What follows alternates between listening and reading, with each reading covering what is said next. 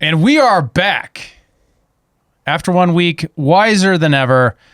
And we've learned a few things.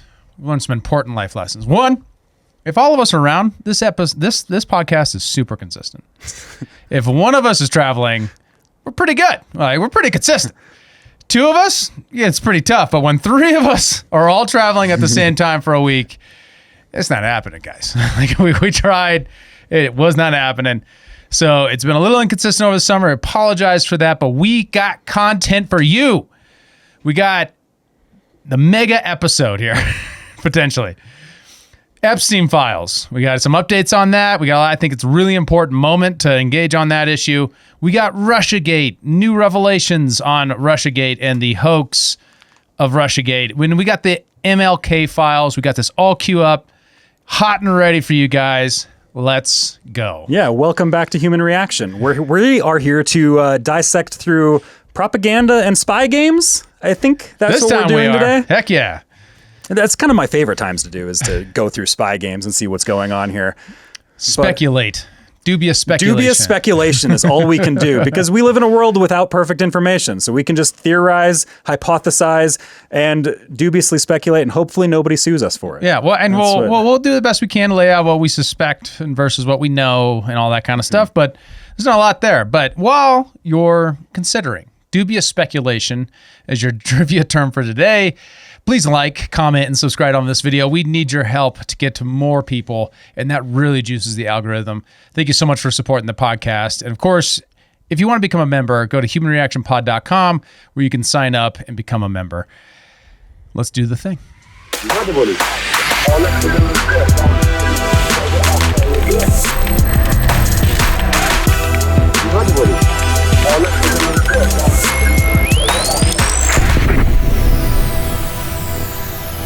So I got a meme to start this out with.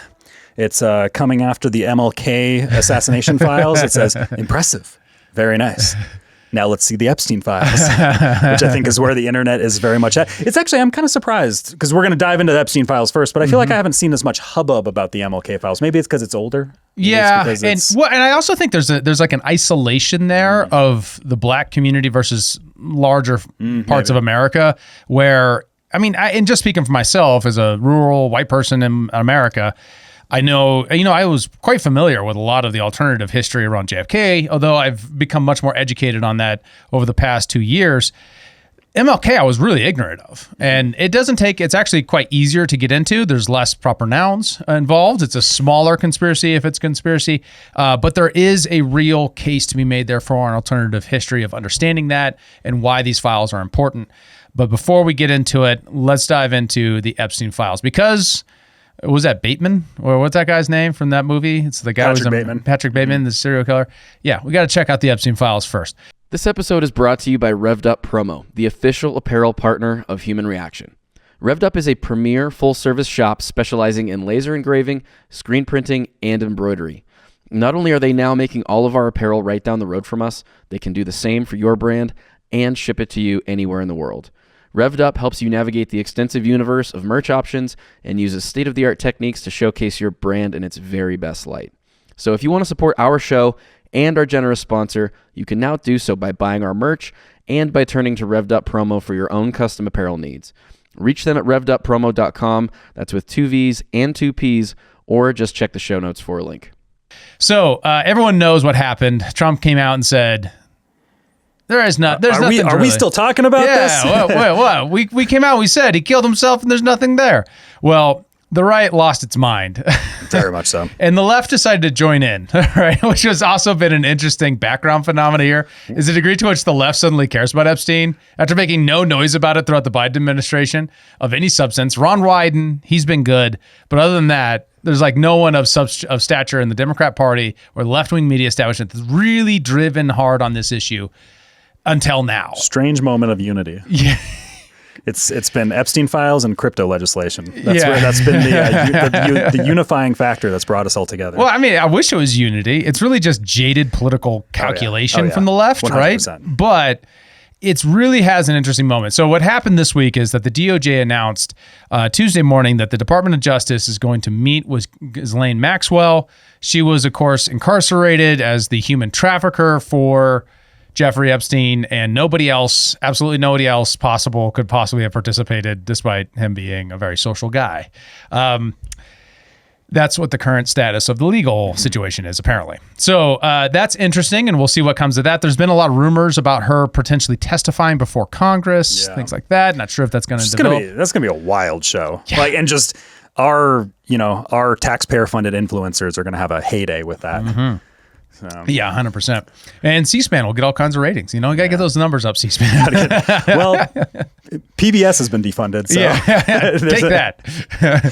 But Trump has been responding to this on Truth Social with some interesting posts more recently.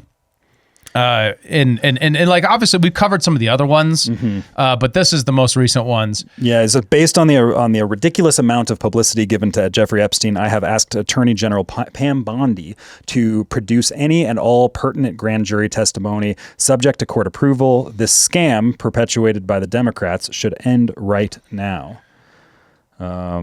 Yeah. So a grand jury release. Now, what this is when you want to indict someone on federal charges, you got to bring an accusation before a grand jury, peers functionally, in a particular place. And this is, of course, South New York, Southern District of New York, which is famous for its grand juries. And in that, famous for the brevity and vagueness of this and how many high profile charges actually go here. Interestingly, that's how all this stuff kind of goes. And, especially if you compare it like the Diddy case, which is in the same district, to the degree to which it focused on the trafficking of specifically male prostitutes in that case and how that turned out, and really never dug into the larger why was what did he have all these videos for? What purpose? Was there any other connections to larger, phenomena that Diddy was doing this for, or was it really just because he liked to freak off? Yeah, because there is a lot of conspiracy around that's another conspiracy similar to the Epstein theory around the blackmail scandal and things like that, and it is just interesting that these constantly are kind of coming up around the same time, and they're always Southern District of New York. And the FBI in the Southern District of New York is kind of known for being shady, we'll say. Yep. And also kind of going to civil war oftentimes with the DOJ. Yeah. Like we know that. That's what the first thing Pam Bondi said when she became DOJ is like, they're not cooperating. What's up with that? So there's a lot of interest of like, what is going to happen with this? In my theory is that this is a limited hangout. That ultimately the reason why these tweets play the way they do is because Trump is trying to set us up for a sense of letdown here, as there's not going to be a lot of substance to this in the grand jury, release documents. It's not going to be about the larger conspiracy, the compromise, the financial ties and financial, money laundering that he's been accused of. Because I imagine, just like Diddy was never prosecuted on a question of the larger questions of, well, why was he doing these? And recording them potentially. And we got a lot of reporting at the time of his arrest that there was a lot of potential recordings and things for their cameras in the house and all that kind of stuff that weren't just security cameras, that were inwardly focused.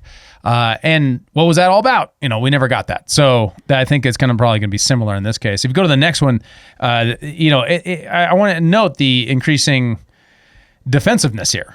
Yeah, I've asked the Justice Department to release all grand jury testimony with respect to Jeffrey Epstein, subject only to court approval. With that being said, and even if the court gave its full and unwavering approval, nothing will be good enough for these troublemakers and radical left lunatics making the request. It will always be more, MAGA. It just ends with MAGA. Thank you for your attention on this matter. No, thank you for your attention this time. Yeah. I feel unappreciated. He doesn't do it all the time. You don't want to overuse. You don't want to Sometimes you just want to end with MAGA. But yeah, it's interesting because this is obviously setting up the letdown. And then this last one is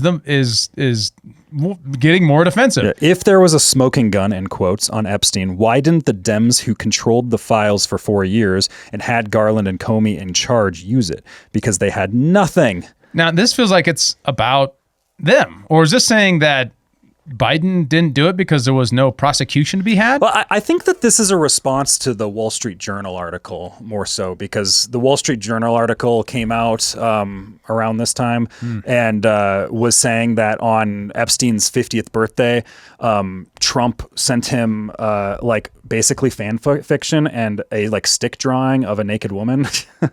That was, and so like Trump is currently suing the Wall Street Journal over that. I did so not know. I think that this is a response to that. Yeah, no, that came out like last week. Yeah, Okay, was so that. the Wall Street Journal was intimating that he was connected with Jeffrey And Epstein. it was according to anonymous. anonymous intelligence sources. Of course. Like it came with that. So, Oh, man. and so like there's spy games going on here. Like Yeah. it's, you know, it was one of those things. Like I read through the Wall Street Journal article and I was just like, it doesn't feel like Trump. Like it's one of those things where it's like, really, is that the best? Like is that the best you have? It feels really out of character. Would Trump send a stick figure, Yeah, it felt really weird. busty lady? And it was like Jeffrey, my dearest friend. Like it felt poetic. Yeah. Like it didn't feel like these tweets. Yeah, Like, right. I'll tell you that. It didn't read like a Trump tweet. Yeah. So it was just. But he's and then he did have a tweet that was like directly being like Rupert Murdoch and Yeah. all this stuff. So there's kind of that's happening in the background on all this, and I think that this is probably a response to that more so. But I mean, that's kind of defensive in that direction towards the Wall Street Journal. But then this last one is once again more defensive towards his own supporters. So Yeah, my poll numbers within the Republican Party and MAGA have gone up significantly since the Jeffrey Epstein hoax was exposed by the radical left Democrats and just plain troublemakers. They have hit 90%, 92%, 93%, and 95% in various polls and are all Republican Party records. The general election numbers are my highest ever. People like strong borders and all of the many other things I have done. God bless America. MAGA! So help me here.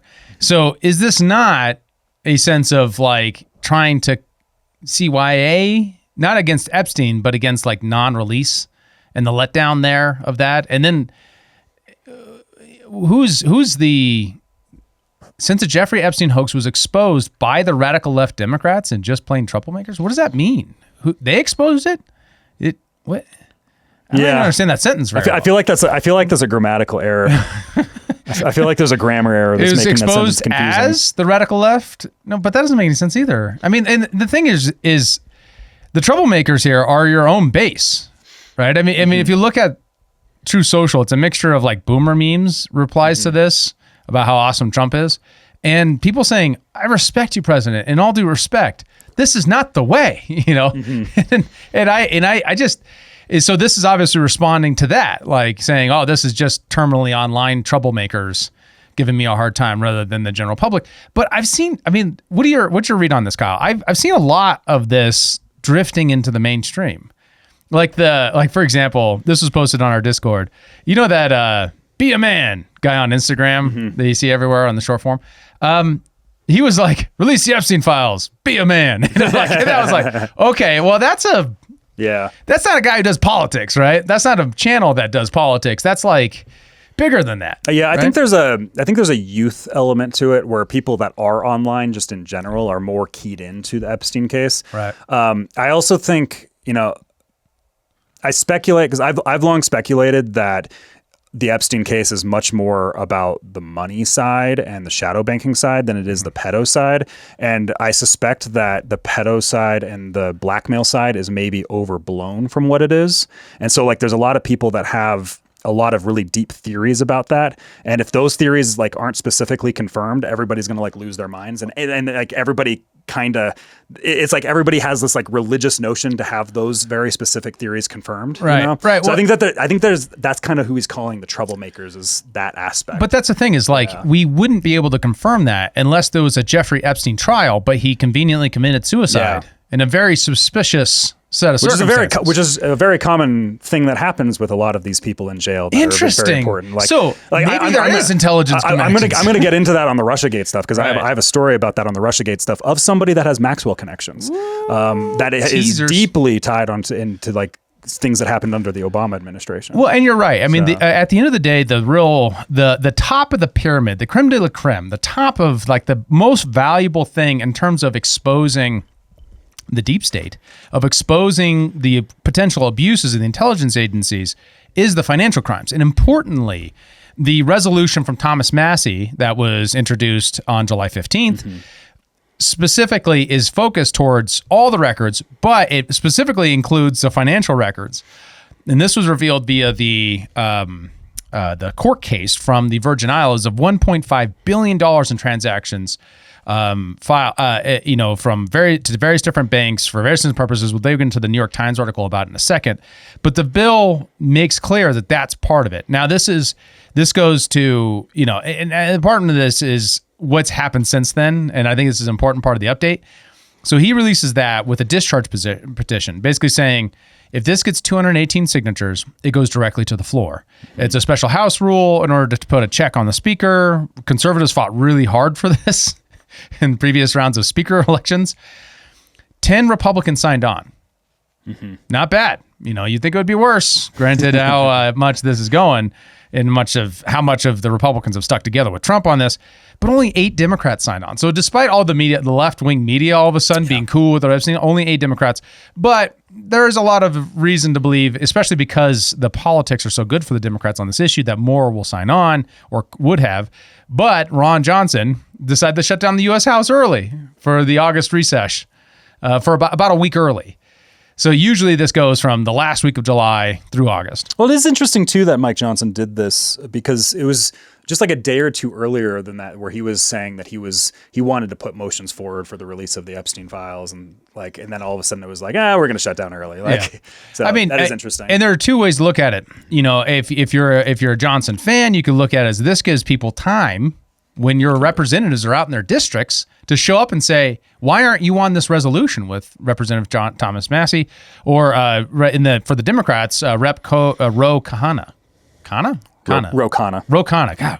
Kahana. Is she from Hawaii? Kahana. It sounds Hawaiian. Kahana. Ro Khanna. So, yeah, there's a lot of speculation that it was to avoid the Epstein file, but it could go either way. Or it's just a strategic blunder, and you have a real opportunity, dear listener, to make a difference by going to your representatives and saying, hey, do this, please, and making noise about it.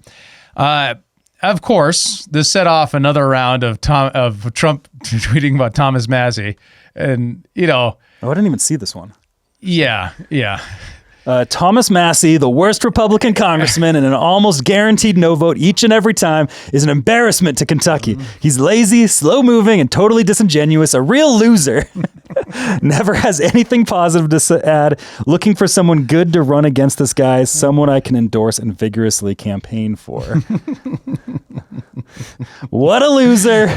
He's lazy. He's slow-moving, just like Too Late, Pal. I kind of like the Massie Trump dynamic. It is fun. It's kind of fun. It's not K-fobby, but it's kind of K-fobby, in a sense where it's kind of fun. It's kind of fun political theater. Well, especially because I have such a clear side. Right? I'm a Thomas Massie guy, and I get why people like Trump, and I like Trump in many ways too. But I mean, in this, Trump is so obviously playing the villain here, right? I mean, it's so obvious. I mean, Massie follows me on Twitter. Trump doesn't follow me on Twitter, so I have to take. That's fair. He follows Human Reaction on Twitter. He's a good guy. All right, and if you haven't followed Human Reaction on Twitter, you should too, or X. Don't dead name it. I'll dead name it all I want. It'll always be Twitter to me.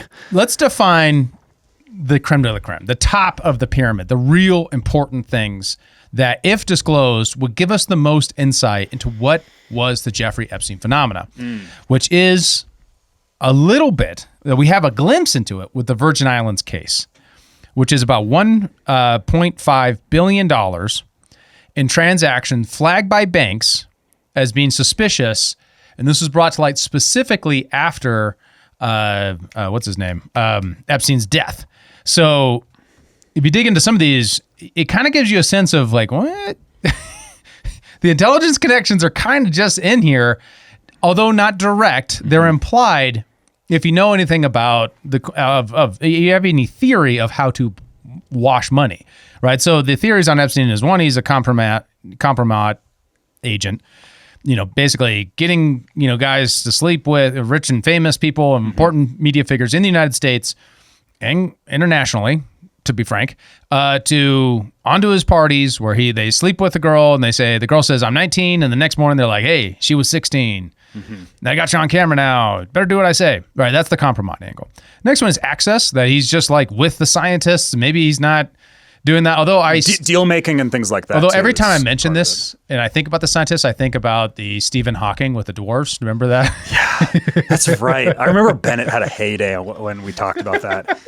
What was that story again? What was the how did that get revealed? I can't remember. I don't know if it was something about Stephen Hawking requesting dwarves from Epstein or something, wasn't it? Requesting dwarves, yeah, with beautiful women in the room too, yeah, where the dwarves would explain physics on too high of chalkbors. Yeah. I don't know if that was too high of chalkboards. I can't remember if that was. This is dubious speculation, guys. Yeah. But Epstein can't sue us. So this is a Stephen Hawking can't a either. joke, a speculation, or like something that's revealed. I don't think it's the latter. But it's too much. It's too much. But that was all allegedly. Yeah, it was allegedly. all in the allegedly department. Yes. So That's right. or the latter part of that. And this is when you get into his deeper history at Bear Stearns, to his exit, to the Wexner situation. Wexner was the guy got him access to Victoria's Secret and other brands, and signed over his, like, gave him power of attorney and signed over all of his wealth and all kinds of craziness. To the other kind of financial connections that he's had with majorly wealthy people over time. I mean, including on this is like from the foundation and nonprofit side, Bill Gates is him as money launderer, as moving money around to take money that was from organized crime or from one source and turn it into money that a bank could use or people could take out of a bank someplace, right? This is also Victoria's Secret too, so less Wexner. So there's kind of the dubious speculation on human trafficking angle that comes from the modeling side, the modeling world. Also the Mossad connections there, because Les Wexner, massive Zionist, donates a lot of money for Israeli military activities, like for the sake of like moving troops around and things like that. Like he's involved in that on the money side. Yeah. So that's one of those like areas, one of the many areas where you have like an obvious intelligence connection of some sort that exists there. Yeah, and and if you can get a resolution that reveals these documents publicly, you would have a case for actually bringing Lex Wexner before Congress to testify about all these questions because he's still alive. Very old, but so think still about alive. He's like 90. Yeah, but think about that. And just the question, hey, why did you do this? Like, why? You know, especially given all the, testimony from people close to Wexner that said, hey, like this guy, Jeffrey, he's sketchy. He's hitting on the models. He's, whatever. Why are you doing this? So to break down what these sources were, as from the, at first, the reporting financials from that case, a lot of that is actually behind, is sealed. Like we can't get access to the specifics. But we do have Senator Ron Wyden has been one of the good guys on this. And he has been good guy, Senator Ron Wyden, who has been based on the NSA, on many good issues. He's one of the better leftists on important issues. What he cites and his staff has looked at these documents, and what they say is $1.1 billion from JP Morgan Chase to women in Eastern Europe / Central Asia. We're talking Belarus, Russia, Ukraine. Wealthy clients, artwork purchases and sales. So I wonder how much of this is going to our boy, Mr. White Zelensky? Nose. No. He's an artist, former president's son. Hunter Biden. Hunter Biden. Who just was on the media circuit this week, which is strange. I didn't watch any of them. An artist. Yeah. Including 2 Russian bank transactions between JP Morgan Chase and Russian banks. Interesting. Likely purchase could be payments for sex trafficking. Estimated 220,000 plus unlawful acts are within what's called this SAR documents. Money laundering, obscure financial dealings, right? So $400 million to Deutsche Bank. This is to individuals, foreign entities, obscure companies. Who knows what that's for, but it's quite suspicious. Could be facilitating sex trafficking. $378 million to the Bank of New York Mellon, right? So a domestic bank. Unspecified recipients that we don't have information on. Getting that information would be important, specifically because this is a bank in New York. Likely similar to other bank transactions. And then $170 million to Bank of America, another domestic bank, to Jeffrey Epstein from billionaire Leon Black. Yeah. So, and this is disguised as tax estate planning, but it was flagged as suspicious from the Bank of America reported to the federal government. Well, and it plays into because his time at Bear Stearns, because my understanding is he was let go of Bear Stearns because he was, and Epstein himself admitted this, is that he was doing the playing the box strategy, which is essentially he was doing money laundering under Bear Stearns, and their compliance caught it, and they're just like, let this guy go. But like, because Bear Stearns is kind of the one that's liable for it, there's like, let's just make this go away kind of a thing. Yeah. And that was kind of... And the question is, how does he go from that, breaking the law and getting caught, but not by the government, by internal compliance, to now moving money for major banks and major wealthy people? Well, to reduce your liability, you use an outside vendor. That outside vendor, who is hiding money from the government and from other people and all that kind of stuff, and potentially money laundering, is now a prime target to be an asset for intelligence services, right? Because that's one of the things. We know that the government has been involved in the drug trade we know. Drug trade, arms trade, all that stuff. All that kind of stuff to move things around in CIA black budgets so that you can bring it into the clear economy. You would need a money launderer. Well, and that's the case because he goes on with Adnan Khashoggi afterwards, who's kind of the same type of figure in the Middle East. Like he's an arms dealer, but he's also known as this kind of Hugh Hefner of the Middle East, where he has this big harem of women, brings these girls in to juice deals, and Epstein was working with him after he left Bear Stearns. Involved in the Iran-Contra scandal. Yep, all of these players is like there's like this wide. This is the thing that I feel like we're like tapping around with all of this, and it's something I want to get into on the Russiagate side too, because I have a story around this as well in that regards.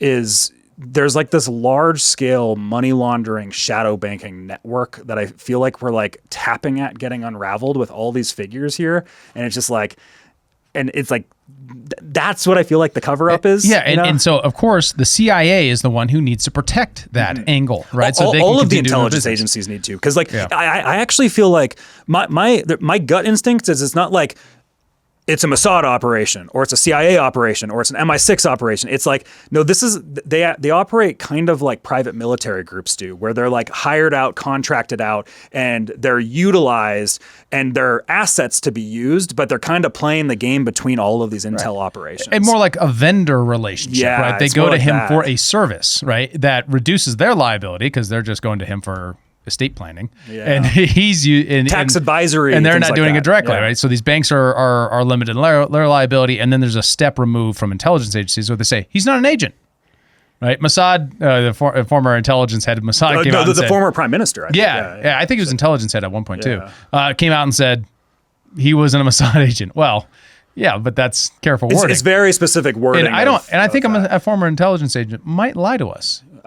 Spies don't lie. I mean, if it's legal for the CIA to lie to us, I'm pretty sure it's legal for the Mossad to lie to us, right? No? Okay, so, and what I more mean, even beyond all that, Kyle, isn't necessarily even the foreign intelligence, it's the FBI, right? What is the likelihood the FBI was using him for shadow banking services? Well, the CIA has a charter that says you can break the law as long as it's plausibly deniable. The FBI doesn't have that charter. Right? There's no security memo that we're aware of that says the FBI can do that. So therefore, they're actually directly culpable for even dealing with someone like Epstein. Well, is there evidence of FBI? No, but the FBI is the one doing the investigation on Epstein. Yeah. So the question is was there queries to the Central Intelligence Agency, to the DNI, to somebody to run the books on Epstein? Was he an asset? That's the important information we need. We need to pound bomb to say, I checked with Tulsi. She said this, that's actually what we don't have. Well, that's actually what I feel like. I'm not as interested in the FBI side of the Epstein thing because, like I said, I'm way more interested in the shadow banking side than the pedo stuff. I think the pedo stuff's kind of a distraction in a sense. But I'm way I would like to hear from Ratcliffe at the CIA. Yeah, right. To investigate CIA ties with Epstein. That's actually where I would be way more interested in. Yeah, but than I mean, the FBI to be side. clear, it would be legal for him to lie to us. Yeah, true. That's the insane thing about it, right? Like that's the. I mean, if you ground the reality of the CIA in what their statutory, because of a security memo says, that they can do, well, then you can't get anything out of it unless you have an honest person running it, right? Who can then reveal those things, unless you have like a church committee sort of scenario where after Watergate, Congress starts an investigation and they discover MK Ultra, COINTELPRO, which we'll get in the MLK thing, but they also reveal MK Ultra thing. Yeah. Also that, and many other kind of these activities that they were caught doing. So,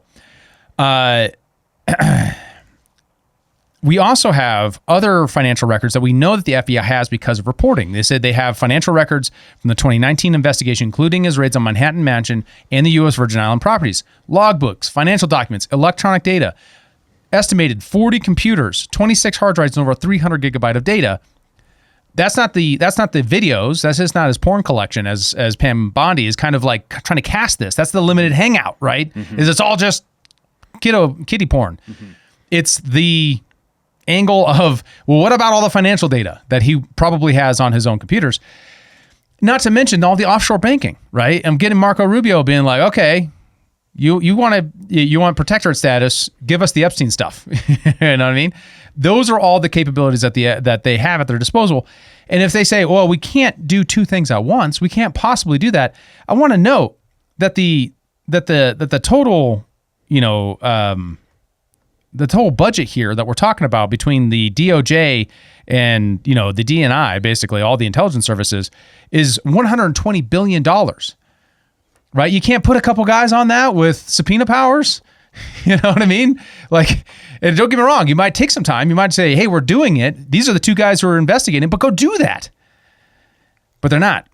And that's what people are missing. I'm trying to articulate and clarify what people are missing by and what the limited hangout is likely to be. Because if the distraction is these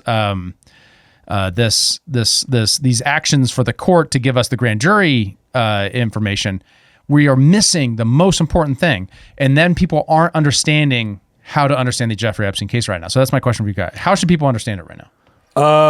Well, I've kind of laid out how I understand it. Like my gut intuition has been for many years that that it's more so about the finance side. It's more so about the shadow banking side, the money laundering side, and that there's a large scale operation that exists with that is dubiously state sanctioned, but state aligned, between all of these entities, and has a lot of connections to CIA, Mossad, MI6, French intelligence, kind of that whole world. Like that. That's how I understand it. Right. I think something like this model might be helpful to people. Right. Pedophilia videos are distraction, and unless it's saying you're trafficking to powerful people who are caught on the video. So I don't want the video. I just want to know who's in the videos. Right? And if it's all Jeffrey Epstein, tell me in a way that if it turns out to not to be true 30 years from now, you're liable, right? Like give me an affidavit that says we reviewed this and I will certify, not in an unsigned memo, in a real one, that this is the evidence, right? Second, of course, if documents are released, we need to differentiate people who are just connected, right? We don't want that. We don't want the guy who just got trapped and he didn't do his Googling, right? And it was just like, well, a rich guy wants to fund my nonprofit, right? And showed up to a meeting versus someone who took part in the trafficking, right? So, and then from that, we have remember the Daily Mail article, right? Don't forget the Daily Mail article that said, bunch of videotapes went missing. What was that? An investigation into that would be critical, right? If you want to make Obama look bad, right? Like they are with the Russiagate stuff. That's another big one, right? His FBI lost videos. Is Daily Mail right? Or was that fake news? And that's one of those things where it's like, I don't know. Cause there's spy games that are happening with all this. So right. There's a lot of things that I think about the case have become it's like mythology that's become true in a lot of people's minds. And I think oftentimes people have to peel themselves back and just maybe I over speculated on this particular thing. And that's an area where this is an area where I'm more of the Mike Benz alignment, where it's where the blackmail operation is, I don't think it necessarily was blackmail. If there was blackmail, it may have been soft blackmail, where it's almost like him defending himself in a sense, right. Because if he's this sovereign individual that's kind of in between all of his intelligence agencies, you probably want to be able to defend yourself in some way. Right. And don't get me wrong, I think he was a pedophile. And there probably was some like him having kind of this sugar daddy relationship that's like questionably probably human trafficking, and having those girls around him like a harem to help kind of juice these deals and things like that in the same way non-Khashoggi does. And we know that's how a non-Khashoggi operates in his arms dealing, a Middle Eastern, Saudi Arabian arms dealer. So like that's kind of where my current mindset is on it right now. But if there is like actual blackmail that's been had about certain people with like underage girls, like I would love to hear it. Even if it wasn't blackmail, but it's just evidence that we have that Bill Gates was running around with a 14-year-old. Yeah, exactly. That's relevant information, right? Yeah, it's like all of that's relevant information that should be on the table. Yeah, so that's why I would put 100%. It as important, but not core to the topic, not core to the issue. So like the blackmail was in service. So to try to put a point on your perspective, the blackmail was in service of the financial crimes. So if you're missing the financial crimes, if it happened. I mean, we know he had videos, a lot of videos of his in-house security, like not security, but in-house cameras in every room, right? That was reported.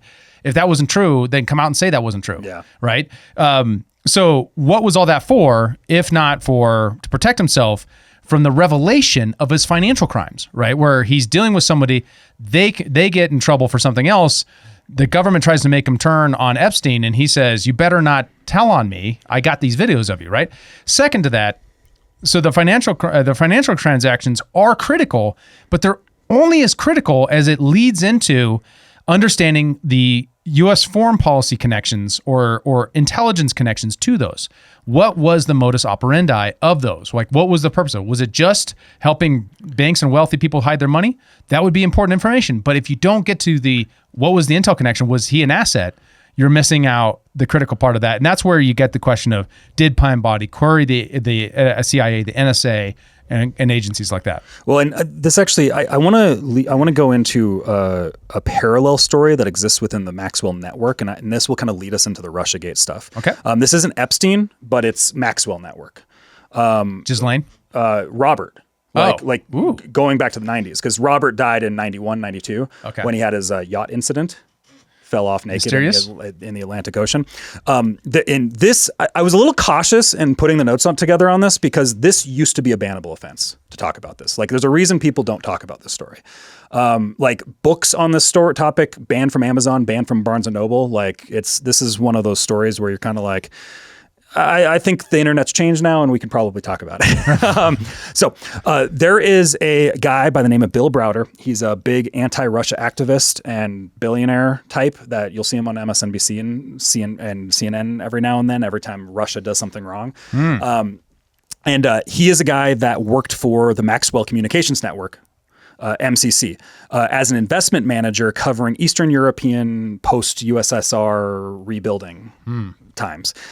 Maxwell had his yacht incident, and then Bill Browder went off on his own, and he formed a company called Hermitage Capital with seed money from Edmund Safra, who is a Lebanese-Brazilian billionaire banker of Syrian descent who died in a fire due to arson at his billionaire home. Whoa. Kind of strange. This guy's like this guy made $40 million at 16 years old trading. Very big money, banker family coming out of Aleppo, made it from arbitraging Italian and British gold sovereigns. Wow. But Hermitage, they were based in London, this company, and they specialized in Russian markets. Putin labeled them as a national security threat, raided their Moscow offices, put everybody in jail, and the legal advisor who had his own company that was like a legal advisor was a guy by the name of Sergei Magnitsky, and he died in jail like a year later. Oof. So this all happened during the Obama administration when he died in jail. And so what this led to, and keep in mind, Maxwell connections, billionaire Syrian connection, right? We have that Maxwell network that exists there, right? So this lawyer for this tax advisory, hedge fund management, like all that stuff, that company, dies in jail. And it leads to this wide sweeping legislation that got passed in the United States, Canada, and basically all of the European countries called the Magnitsky Act. That act is used to for any of these governments to label individuals that are considered human rights violators, freeze all their assets, and sanction them as individuals. That is the act that is used to do that function, to like freeze bank accounts and things like that. Right. It comes from this guy during the Obama administration.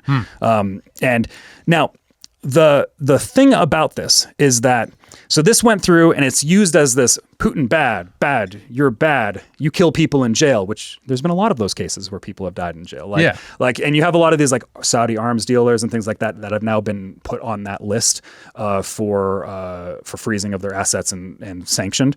That whole story is kind of a mythology. Okay. Now, what at least coming from the Russians, the Russian side of the story, is that Hermitage Capital was a money laundering operation that came from the Maxwell shadow banking network and was siphoning money out of Russia to the tunes of billions of dollars. Whoa. And that's why he labeled it as a national security threat and he raided them. Wow. Again, Maxwell connections, shadow banking, Epstein, shadow banking, right? Yeah. Like this is the large scale operation that we're having here. And to note, we have the input here with the earlier trial, which is mostly about data prior to like 2019, right? So a lot of those Russia input data from or input funds getting pulled back out and then some is the theory, right? Well, and so there's all these offshore shell companies, Cayman Islands, all that stuff, and then even to this day, there's Russian lobbyists that register under the FARA Act and are trying to repeal the Magnitsky Act because like this is still a big and. Bearing in mind, we have all the Ukraine stuff going on right now. This is probably a piece of the Ukraine negotiations, is this act that nobody really talks about. Nobody's like really heard about it. Right. Now, and Putin even went as far in Trump 1.0 administration, he said that Bill Browder, who's the guy that created the Hermitage Foundation that used to work for Maxwell, Putin claims that Bill Browder laundered $400 million to Clinton's campaign. Huh. This is the Russian, now as we're going into the Russiagate stuff here. Okay. And Putin then offered Trump a proposal of Trump, you can interrogate a bunch of Russian intelligence officials. I will give you them to interrogate if you let me interrogate Bill Browder. Oh. And Trump was like, that's an interesting idea. Like he specifically said, that's an interesting idea. Yeah. The Senate voted 98-0 not to allow it to happen. Whoa. All right. So, Hermitage Capital is not an American company. It's based in London. Yeah, Bill Browder is an an American, but it's the London financial apparatus, right? Like it's part of that whole thing that I'm always talking about is London finance. Like London finance is such a big deal when it comes to the finance of the world, right? So like Hermitage Capital, their specialization was like they had an office in Moscow, but they were based in London, but their focus was post USSR Russia. Okay. Right. Okay. Wow. Okay. So let me get this straight. So this guy's connected. He comes out of the Maxwell and then becomes a money launderer potentially. Yep. And now he kind of sits in the background. Still out today, like goes on TV on like CNN and stuff like that every now and then. Every time Russia does something bad. Wow. Right. Wow. And you have to imagine that stuff's probably happening in the background because this was a piece of legislation that swept through America, Canada, and all of Europe, and it's used for freezing people's bank accounts. Right. So it's all part of that whole thing. So why doesn't Russia like it again? Russia doesn't like that act because they label like all of the Russian Russian oligarchs, billionaires, all this stuff. Okay. They're not allowed into the United States. They're not allowed into European countries. Like they sanction them as individuals. Right. It's like you are not allowed in. Okay. Right? Yeah. Now you're not allowed to. You're not allowed to conduct transactions on our networks. You're not allowed to. If you have American bank accounts or London bank accounts or something like that, you're not allowed to. We will just take all of that money from you. Wow. Right. Like that's the act that was passed under the second term of Obama. Obama actually kind of resisted it first, but it was bipartisan and he signed it into law. At least that's how I remember it. Well, I mean, nothing brings the Congress together like protecting the global empire. Yeah, exactly. Yeah. Well, and now we have, because now talking about spy games, we're moving into Russia, the Russia hoax, where Tulsi Gabbard a few days ago came out on Twitter and she brought forward basically accusing Obama and all of his intelligence officials of treason. Whoa. She's using the word treason. I feel like legally it's more like sedition she's accusing them of. Unless no one knows what that word means. Unless there's... because treason's like aiding and abetting foreign adversaries and things like that, where at least with what we've been presented so far, I don't think there's foreign governments involved per se, but maybe there's still more to come. It's allegedly. Israel. No, I'm just kidding. Well, so she put out this big tweet thread, and I'm not going to read through everything like line by line, but basically what the TLDR of it is before the election of 2016, we're going back 8-9 years all the way back to 2016. Before the election, the intelligence reporting said that Russia lacked the intent or capability to hack the election. Right after the election, they still were saying that. And then there was a secret meeting between Obama and his intelligence officials where all of a sudden they're like, oh, hey, there's evidence. And then there was a hush hush, sweep it under the rug element to the Obama side of this that happened. So the investigation is, why did that change? Why did that change? Or how, rather. Well, and then right after that, then there was anonymous intelligence community leakers that brought the news to the media, and then that is Russia hacked the election, right? That's an awfully convenient leak. Awfully convenient. For the Democrats. That's wow. Yep. What's serendipity? What serendipity? And the main figures in this are all the usual suspects: Obama, Comey, Brennan, Susan Rice, Clapper, all of the main intelligence officials that were there under Obama and have been kind of at the center of a lot of the censorship industrial apparatus, all of these things. Like, it's all those same figures that are in there. That's a hell of a list.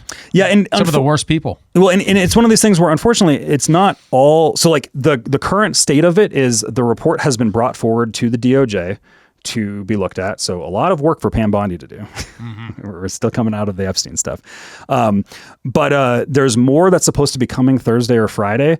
And Tulsi even says that with these current revelations of this bringing forward, they now have all these intelligence community members that are now coming out as whistleblowers that they're vetting through.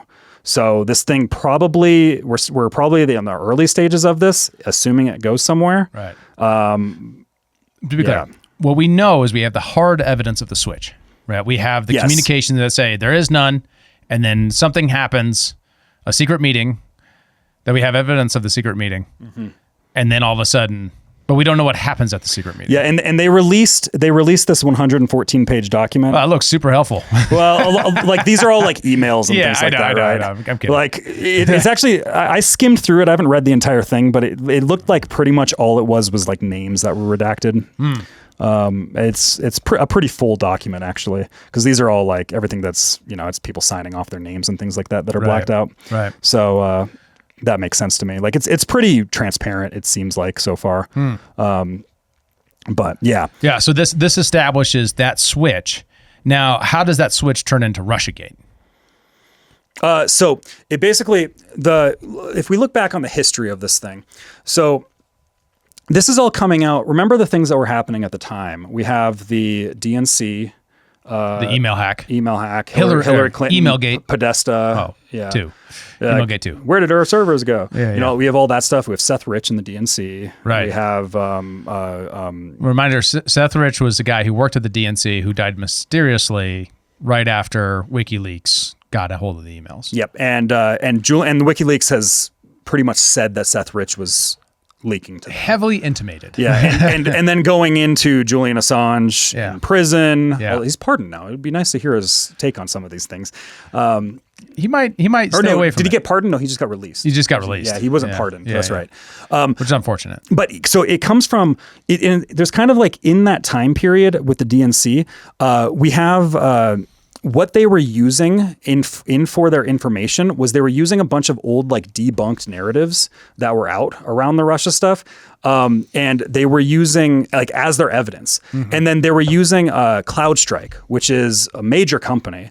But this company is kind of known for they're a cybersecurity company that's often kind of the rumor laundering arm of the intelligence agencies because they're the ones that they're like the security systems for all the devices that we use. They wouldn't do that. If you'll remember last year, remember when the big cybersecurity like problem happened and like planes had to delay and businesses had to, that was because CrowdStrike. That was a CrowdStrike problem. It's that company. They're this company that started in like 2011. They haven't been around very long, but they're like big now. Really? So And when the DNC hack happened, the FBI was like, hey, we'll look at the servers. And they're like, nope. And then they agreed upon, let's have this third-party entity, CrowdStrike, do it. And why wouldn't the FBI be directly interested that's very weird. in Isn't the that hacking weird? of a political party's emails? Isn't that weird? Especially if they suspect the Russians.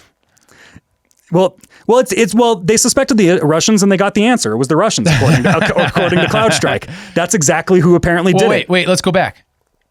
The reason why Jeffrey Epstein is in the position he's at is to reduce the liability of all the people around him so that he can be the fall guy if something goes wrong. CrowdStrike is that for the FBI. Is that what you're telling me? Right? Because now they can take the hit because the FBI didn't do the assessment. They just say, well, we delegated to these guys, and that's what they told us. That's why we have vendors. Well, it's sort of like the intelligence industrial complex where you like outsource your violations of the First Amendment, kind of, right? It does kind of feel like that. Like it's a common tactic, you know what I mean? Right. Well, and that's what, because Comey testified that CrowdStrike, according to the report, confirms that Fancy Bear and Cozy Bear, who are Russian hacker groups, it's like APT-18 and APT-19, I think is what they're called, but their code names are Fancy Bear and Cozy Bear. If you didn't want to be tied to the Russians, maybe don't call yourself Bear. You know, like, why not Flamingo? Is that it is 100% tropical, maybe. It's 100% without a doubt that Fancy Bear and Cozy Bear hacked the election. That's what CrowdStrike says. That's what CrowdStrike said in that okay, report. well, which then led to the conclusions that Julian Assange and Seth Rich were working for the Russians. Like it comes into all of this stuff. well, I mean, all that Seth comes Rich out was of just it, a right? guy who died in a mugging, Kyle. He was not working for the Russians. And his wallet was completely fine, which is strange. Well, I mean, for a he mugging. died in mysterious circumstances. But the problem is that declassified House intelligence briefing 2 years ago later showed that the CrowdStrike president said that they had very little evidence of the Russian hacking and that it was all circumstantial. It was things like Russia's done stuff like this before. Like this is the type of evidence. It's like it has the fingerprints of Russia. I remember something about like a certain keyboard being used. Probably. That sounds Yeah, familiar something to like me. that. But even then, like that can easily be faked, of course, if you want to pin it on the Russians. Like it seems like such a weak connection. But I mean, to just say, well, the Russians have the motive is well, you need more than that. I feel like every country has a motive of hacking everybody's elections, don't they? Yeah, not just You know that, what I mean? but like I mean, even if that was your theory, then you need to go get the material evidence and the means evidence. Like, it how seems did like they do something they do. that? Right? You have a means theory that a group did it, but you don't have like something there. To be clear, if we're asked for smoking gun evidence, even to just utter out loud, Ben Shapiro, that Epstein might have been working for Mossad, then you definitely need that for this. You know, you know what I mean?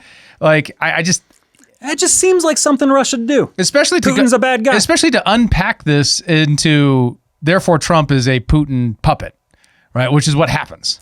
Well, it's worth mentioning that whole story that I gave with the firm over in Russia and stuff. Yeah. That's just a few years before this, Right. Like all that's happening. This is beating the drums. Russia bad. Russia's evil.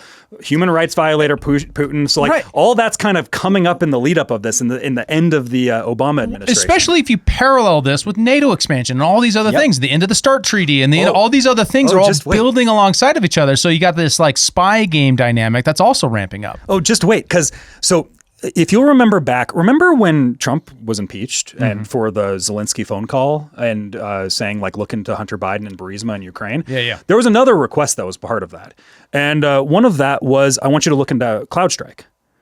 Because there's ties to a Ukrainian oligarch. Wait. So Trump asked Zelensky to look into CrowdStrike, because it was seed funded by a Ukrainian. I thought it was an American company. Well, so it is an American company, but there's this Ukrainian. So this is one of these things where there's like this shell game that goes on with the narrative around it. So the conspiracy debunkers would be like, no, co-founder Dmitry Alberovich, who's like a very like Russian, Eastern European sounding name. Yeah. He's American. He's not Ukrainian. That's not who Trump was talking about. Like that's what all the fact checkers and debunkers were talking about. Yeah. Like they're just like, no, that he was like the CTO co-founder of it. And like they're American, like they're an American company. No, they got seed funding from a Ukrainian oligarch by the name of Viktor Pinchuk, who's a Clinton donor, part of the Atlantic Council, a major pusher for Ukraine to join the EU, and he's married to the former Ukrainian president's daughter. And like that's who was being talked about. Oh, right? okay. Right. All right, this has very Iraq War I vibes. Yes. Where you got the guy who's advocating for the war in Iraq's daughter, out front saying like they're throwing the babies out of the incubators. Holy crap! Yeah, so it's way too tight, right? Yeah. It's way too tight. Like that's so obvious. So no wonder that the fact checkers were running cover. Yeah, and it's one of those things. Like I actually have a clip from Rumble where we can see back in Trump in 2019 talking about this. He called in to Fox and Friends, his favorite show, to where he was talking about this. But let me. There's one simple vision hack anyone can use. 1 second. I'll just talk over. Let's talk over the ad. Why wasn't Tucker Carlson get a real show like Fox and Friends? Trump is such a boomer. Oh, it's still an ad. It's Tire another company. ad. Sorry, Yeah, I'm not a premium Rumble premium. I'm not buddy. a premium Rumble user. Hey, if we start making enough money, and the maybe we will. Democrats. A lot of it had to do, they say, with Ukraine. But Mr. President, it's very interesting. It's very interesting. They have the server, right, from the DNC, Democratic National Committee. Who has the server? Now, the FBI went in and they told him, "Get out of here! We're not giving it to you." They gave the server to CrowdStrike or whatever it's called, which is a company owned by a very wealthy Ukrainian. And I still want to see that server. The FBI has never gotten that server. That's a big part of this whole thing. Why did they give it to a Ukrainian company? are you sure they did that? Are you sure they gave it to Ukraine? Well, that's what the word is, and that's what I asked actually in my phone call, Right. I mean, I asked it very point blank because we're looking for corruption. There's tremendous corruption. We're looking for, why should we be giving hundreds of millions of dollars to countries when there's this kind of corruption? Okay. It's starting to connect for me now. Holy cow. Yeah. That is a lot, man. Yeah. So That is a lot. Okay, so this Ukrainian guy who's identified with the Atlantic Council, right? Reason not to like Trump because he's, doesn't want America to run NATO alone. He wants allied burden sharing, stuff like that, and they don't like that. Who's more restrained on foreign policy in theory, at least by reputation, and then is, this guy is directly supporter of the Democrats. He's running CrowdStrike. I think it was $40 million to Clinton Foundation or something. Yeah, that guy's running CrowdStrike, or that guy's a founder, investor of CrowdStrike, and the FBI uses them as a vendor. It feels like very USAID, using these kind of other companies in order to create an incestuous cycle of affecting domestic policy while doing your foreign policy. That's how a lot of this feels. And like a lot of this is kind of in the speculative realm, but you're just like, you start to see all these pieces together. And also it kind of feels like all these different threads that are happening right now with these spy games, like I think they're more connected than people might realize they are. Yeah. And that's where like you kind of get into like what's going on here 4D chess mode. But like there are patterns here and like Venn diagrams of overlap that are happening between all of these. And to be clear, things. we're not saying we know this. We're just saying that these are the arrangements of relationships that are at hand, and we're speculating that this is connected into these final releases in an important way, because if they delegate it out to CrowdStrike and then they come back with, it's definitely Russians, then you can build off that to create the whole Russiagate, President Trump is a Putin puppet narrative that the Democrats ran on for 4 years. Well, and then we also just have the Russia-Ukraine war that's happened in the aftermath. Not to mention the first election denial. Hillary Clinton saying, he won because of Putin. Yeah. Yeah. All of that's happening here. Yeah. All that idiocy. Yeah. Yeah. Like all of these things are all melting together. Wow. So I have some clips from Tulsi talking about it that I thought we could just, it'll give you a better explanation of like coming from the horse's mouth than what I could do. So these are just some YouTube shorts from Tulsi Gabbard's YouTube channel. She's a YouTuber just like us. Wow. Nice. They should come on sometime. Yeah. Hey, Tulsi, if you want to get in the comments, tell us if you want to come on. Here is Tulsi talking about it. Learned after looking through all of these declassified documents. The implications of this are frankly nothing short of historic. Over 100 documents that we released on Friday really detail and provide evidence of how this treasonous conspiracy was directed by President Obama just weeks before he was due to leave office, after President Trump had already gotten elected. This is not a Democrat or Republican issue. This is an issue that is so serious it should concern every single American because it has to do with the integrity of our democratic republic. What we saw occur here, as the documents we released detailed, was that we had a sitting president of the United States and his cabinet and leadership team, quite frankly, who were not happy with the fact that President Trump had won the election, that the American people had chosen Donald J. Trump to be the next president commander-in-chief of the United States. And so they decided that they would do everything possible to try to undermine his ability to do what voters tasked President Trump to do. So creating this piece of manufactured intelligence that claims that Russia had helped Donald Trump get elected contradicted every other assessment that had been made previously in the months leading up to the election that said exactly the opposite, that Russia had neither the intent nor the capability to try to quote unquote hack the United States election for the presidency of the United States. So the effect of what President Obama and his senior national security team did was subvert the will of the American people, undermining our democratic republic and enacting what would be essentially a years-long coup against President Trump, who was duly elected by the American people. What was the... I think I have it. So it's treason, not sedition, because it was for Ukraine. That right? Because they were afraid he would take away Ukraine defensive arms funding. I mean, he didn't end up doing that, but that's partially because of the Russia investigation. So, like, that's why it's treason. Yeah, they committed treason on behalf of Ukraine. And it probably because, you know, there's the MI6 involvement here where Christopher Steele, who was a private agent working for private intelligence at the time, but my understanding is Christopher Steele is kind of like was kind of seen as like the James Bond of MI6. Yeah, he was a former MI6 agent. Yeah, no, but like I kind of suspect that he's still very deeply tied in with that, and I've long suspected that there's an MI6 op that exists there with that. Like that's just speculation, but like if you listen to CIA agents, some of like the podcaster CIA agents, they'll often say that like, yeah, I worked with Christopher Steele at this point, and he was like the rock star of MI6. Like he literally was like James Bond. Like everybody's like, I want to be just like him. Like he was like the hero that everybody, which is just kind of, I didn't realize that at the time. Yeah. I hadn't learned that until like a year ago, where I was like, oh, this guy was like a much bigger deal than I thought it was. Because I don't know British spy politics, you know. Like, well, Scott Horton has some interesting debunking of that narrative, that it was actually like a manufactured narrative that he created to generate that. That's interesting. You can check out the Scott Horton show on that, and then also, you want to dive into this Christopher Steele, check out Scott Horton debating on Piers Morgan. It was awesome. He debated Christopher Steele? Yeah. Christopher Steele came out of... Really? On Piers Morgan. I had no idea about that. I got to watch that. I had no idea. I didn't think he made like public television appearances like that. He did then. Yeah. That's interesting. Yeah. So give me more Tulsi. Next, actually, I'm gonna pull. I'm gonna kind of skip ahead here. Okay. I'm going to look at. So Obama has responded. He responded today. His office did, at least. They had a written statement on this. First, I want to play what Trump said about it this morning. Then we'll do Obama, and then we'll see Tulsi's response to it all. So coming in right here. Sorry.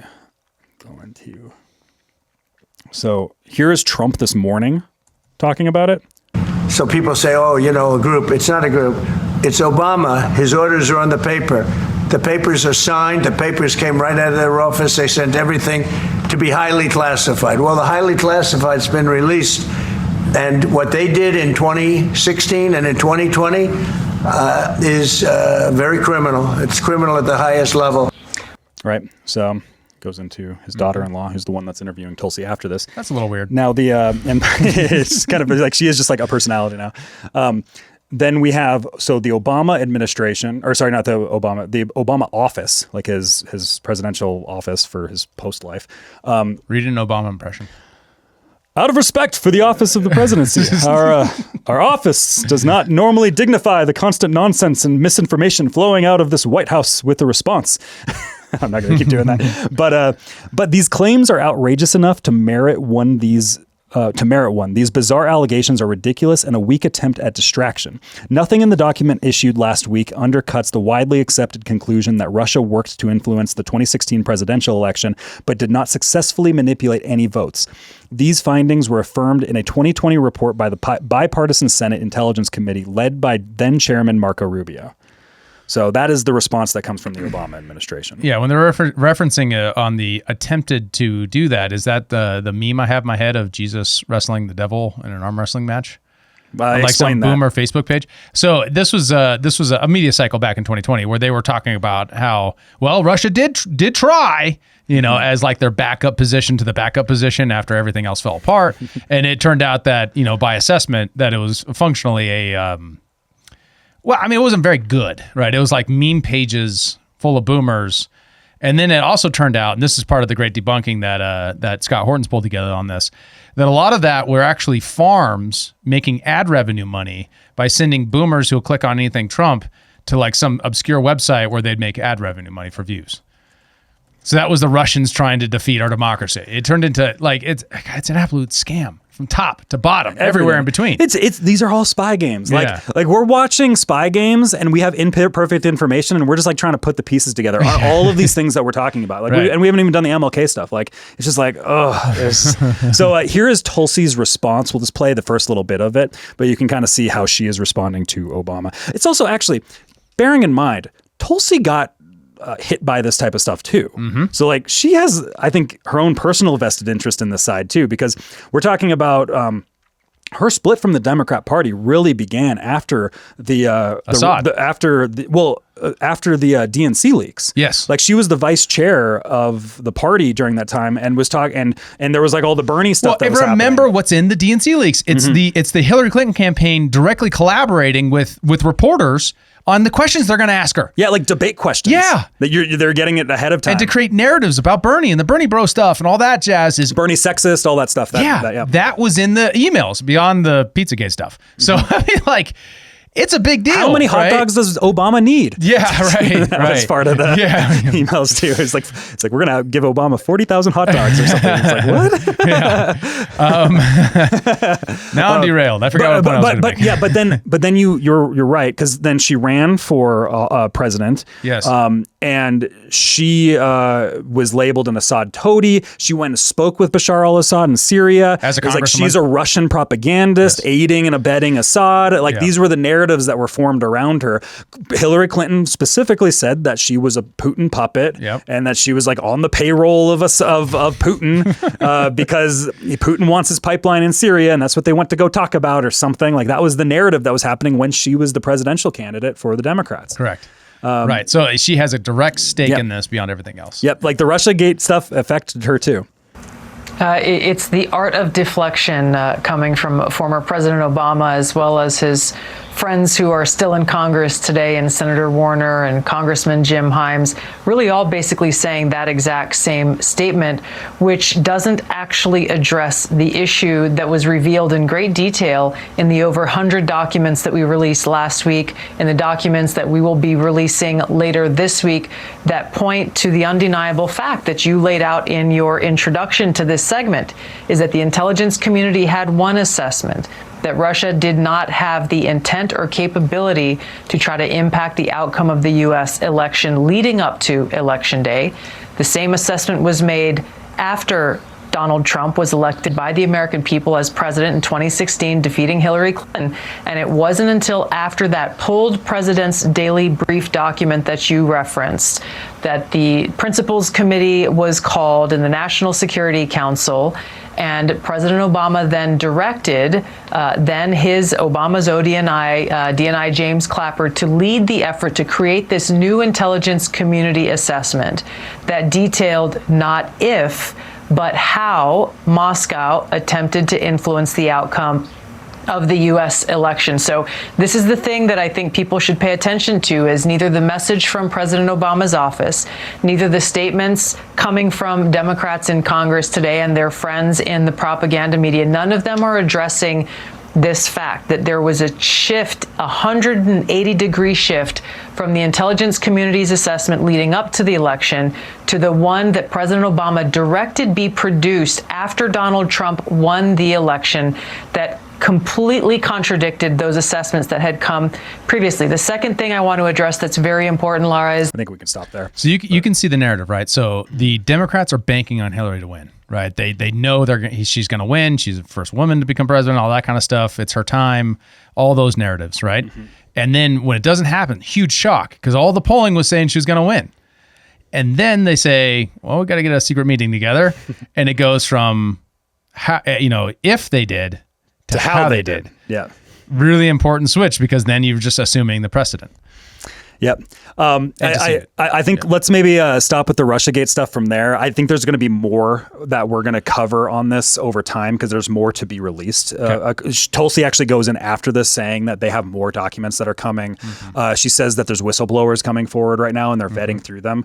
So I think we'll probably by Friday have even more information released. We'll see, hopefully. So I want to note and return to this again, because I think this is one of the more important narratives that are happening right now that is damaging to the best value that can happen out of this, which is what is more important, Epstein or Russiagate?